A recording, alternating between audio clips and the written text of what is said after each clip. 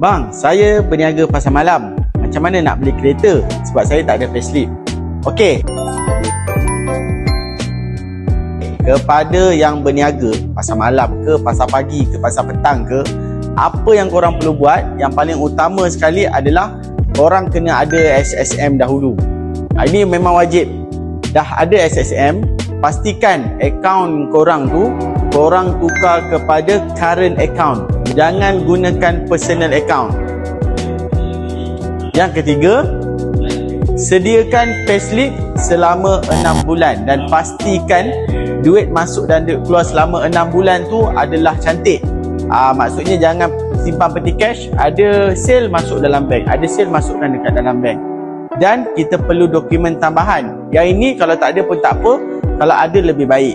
EA form ataupun cukai pendapatan. Jadi dah ada semua ni, awak boleh PM saya akan buat loan korang sampai boleh lulus.